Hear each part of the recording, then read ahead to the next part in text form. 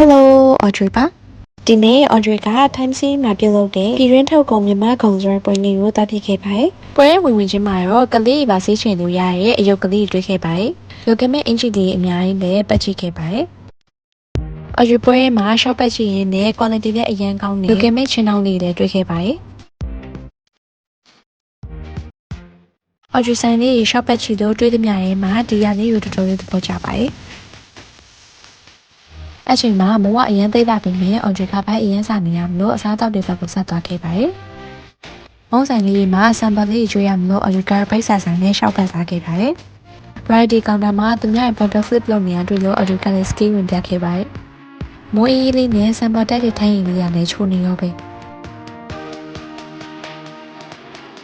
Audrey စားခဲ့အသားလုံးလေးကထူးထူးလေးနဲ့အဆိုင်မှာလူ sample တွေအများကြီးချထားပြီးလို့သက်ဆက်ကြည့်ကြပါနော်။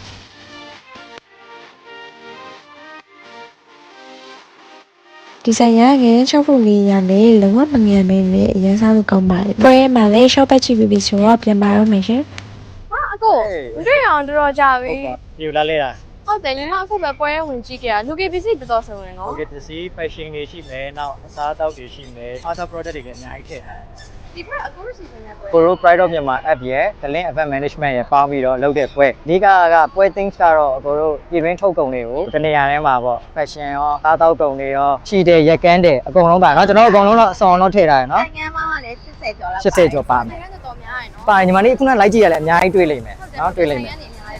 ကိုနားရတဲ့လည်းလာဖို့ချက်ပြီးသိဆောင်ပါကျွန်တော်တို့ပြည်ရင်းထုတ်ကုန်မြန်မာကုန်မိုးရသည့်အကျိုးဈေးရောက်ပွဲတော်ဟာပွဲရ2ရက်ကြာမှသေးတယ်အဲဒါကြောင့်အကုန်လုံးပဲဒီမှာချီရှူလေးလာဘယ်ယူကြဖို့အတွက်အားလုံးကိုဖိတ်ခေါ်ပါတယ်အားလုံးဘိုင်ဘိုင်ပါ